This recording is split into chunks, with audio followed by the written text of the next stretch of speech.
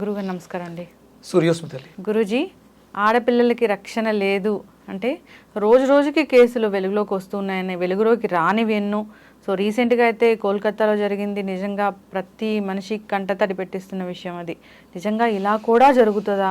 So చదువుకునే కాలేజీలోనే ఇలా చేస్తారా అనేది అది చాలా బాధాకరమైన విషయం. గురుగారు, ఎక్కడ ప్రొటెక్షన్ ఉంది అసలు? ప్రొటెక్షన్ అనేది అంటే ఇప్పుడు ఇది కాలేజీ దీని గురించి మాట్లాడుకుంటున్నాం. ఇప్పుడు ఇది ఒక పెద్ద మరి అంటే మానవత్వం పూర్తిగా చచ్చిపోయి మనుషులు మృగాలుగా ప్రవర్తించడం వల్ల ఇంత దారుణంగా అంటే నేను ఎక్కువగా చూడలేదమ్మా. ఇలాంటివి మనం చాలా సెన్సిటివ్గా ఉంటాను నేను.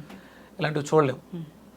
మరి అంత మృగ్యంగా మృగాల కన్నా దారుణంగా మృగాల కన్నా దారుణంగా ప్రవర్తించడం నిజంగా ఇది అందరం కూడా చైతన్యవంతులమై తిరుగుబాటు తీసుకొచ్చి చెయ్యాలి.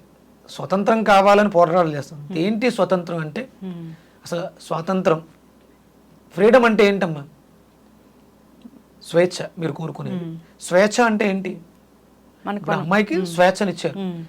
స్వేచ్ఛ అంటే ఏంటి అంటే ఇప్పుడు మీకు మీ ఇంట్లో చిన్నపిల్లలు ఉన్నారా? మీరు మీ పిల్లలకి ఫ్రీడమ్ ఇస్తారా? ప్రొటెక్ట్ చేస్తాము. ప్రొటెక్షన్, ఫ్రీడమ్ ఇస్తారా? నేను అడిగింది ఫ్రీడమ్, స్వతంత్రాన్ని ఇస్తారా?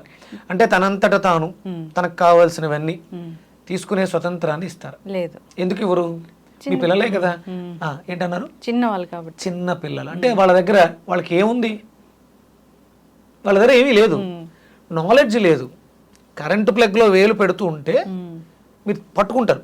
అది ప్లగ్, అందులో వేలు పెడితే షాక్ కొడుతుంది అనేటువంటి జ్ఞానం మీకుంది, వాళ్ళకి లేదు. కాబట్టి దానికి ఏదైనా ప్లాస్టర్ వేయటం, అక్కడికి వెళ్తూ ఉంటే వీడిని పిల్ల మీద కొట్టడం చేస్తాం. ఎందుకంటే అది షాక్ కొడుతుంది అనే విషయం తెలియదు. అంటే ఫ్రీడమ్ అంటే ఏంటి? నాలెడ్జ్ లేదు.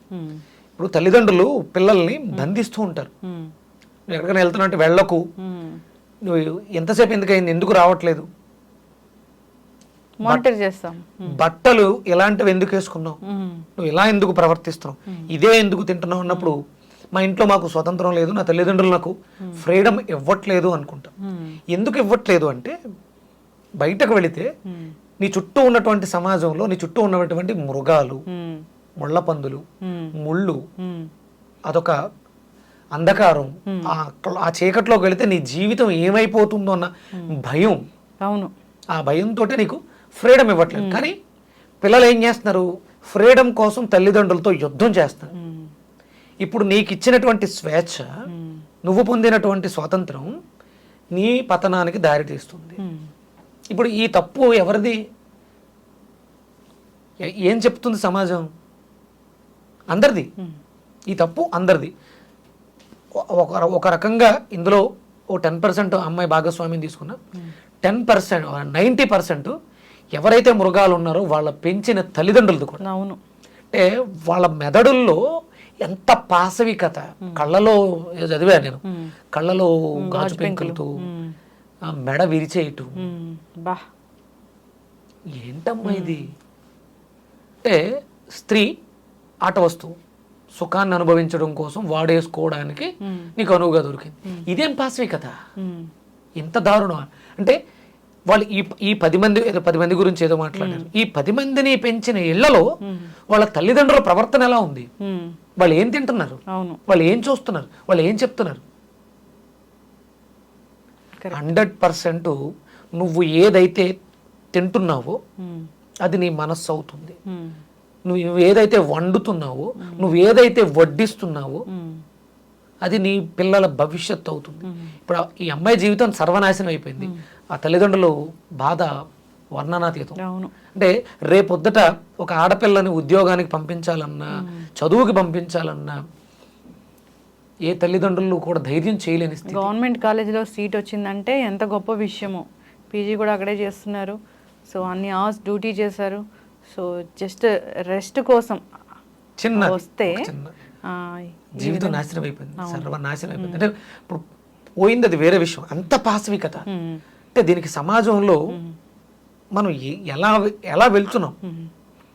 ఖచ్చితంగా మగపిల్లల తల్లిదండ్రులు దాని తర్వాతే కూడా ఇప్పుడు రీసెంట్ గా ఇవన్నీ అంటే ఎక్కువగా చెప్పడం వల్ల అలర్ట్ అవ్వడండి అంటుంటే కొత్తగా దాన్ని చూసి నేర్చుకుని చేయడానికి కూడా రెడీ అవుతున్నారు దుర్మార్గులు.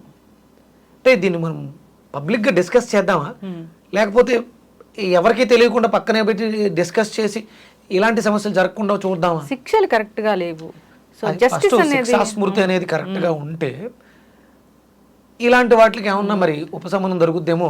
పెద్దలు ఆలోచించి ఒక మంచి నిర్ణయం తీసుకోవాలి. అవును, వెంటనే వాళ్ళకి శిక్ష పడితే ఇంకొకటి రిపీట్ అవ్వదు, పడుతుందని భయం ఉంటుంది. ఎప్పుడే భయం లేని చోట ఇలాంటివి మనం అంటే భయం కన్నా అమ్మ బాధ్యత కావాలి. మనం ఇప్పుడు ఆ చేసిన వాళ్ళు 10 మందికి ఫ్యామిలీ ఉంటుంది, వాళ్ళ మనస్తత్వం, వాళ్ళ క్రూరత్వం ఆ ఫ్యామిలీ మెంబర్స్ ముందే తెలుసుంటుంది. అవును, అప్పటికప్పుడు ఇలాంటి ఆలోచనలు ముందే తెలుసుంటుంది. కొన్ని అమ్మాయికి నీ చుట్టూ జరుగుతున్నది, నీ చుట్టూ ఉన్నది మనుషులు కాదు మృగాలు అని గుర్తించే యోచన వస్తుంది. ఎస్, ఖచ్చితంగా గురుగారు చాలా చక్కగా చెప్పారండి. అయితే నిజంగా ప్రొటెక్షన్ అనేది లేదు, ఎవ్వరు కూడా ఎవరిని రక్షించలేము. నీకు నువ్వే నువ్వు రక్షించుకోవాలి. అది ఎప్పుడు వస్తుందంటే నీలో అద్భుతమైనటువంటి జ్ఞానం ఉన్నప్పుడు, ఆ జ్ఞానం నీకు కావాలంటే నువ్వు తీసుకునే ఆహారం బాగున్నప్పుడు. ఎస్, సో మగపిల్లల తల్లిదండ్రులు కూడా ఖచ్చితంగా ఆలోచించాలి. ఇలాంటి చెడు ప్రవర్తన ఉన్నప్పుడు వాళ్ళని అంత దూరం పంపించకుండా ఉండడమే మంచిది. సో ఏదైనా కానీ న్యాయం అనేది జరగాలి, శిక్షలు అనేవి పడాలి. వెంటనే శిక్ష పడితే ఇలాంటివి రిపీట్ అవ్వకుండా ఉంటాయి. సో ఏదైతే చట్టాలు ఇలాంటివి ఏదైతే ఉన్నాయో ఇలాంటి విషయాల్లో ఏంటంటే ఏదో కోర్టులో కేసు వేసారు, 1 సంవత్సరం 2 సంవత్సరాలు 3 సంవత్సరాలు 10 సంవత్సరాలు పడుతుంది అనే మొండి ధైర్యంతో బ్రతికేస్తారు. ఎప్పటికప్పుడు శిక్ష అమలు జరిగితే శిక్షలు అంటూ ఉంటాయి. అంటే కర్మ కట్టి కుడిపేస్తుంది అంట. అలా అది ఇమీడియట్ గా జరిగితే దాని పర్యవసానం మనం చేస్తే, తప్పు చేస్తే దానికి శిక్ష పనిష్మెంట్ చాలా దారుణంగా ఉంటుంది అని తెలిస్తే, భయం ఉంటే డెఫినెట్ గా ఆగుతుంది. విద్యా వ్యవస్థలో కూడా మార్పులు రావాలి. సో ప్రతి చోట ఈ సీసీ కెమెరాలు ఖచ్చితంగా ఉండాల్సిందే. అంత పెద్ద కాలేజ్ ఎందుకు సీసీ కెమెరాలు లేవు, అన్ని ప్రశ్నలే దీని చుట్టూ.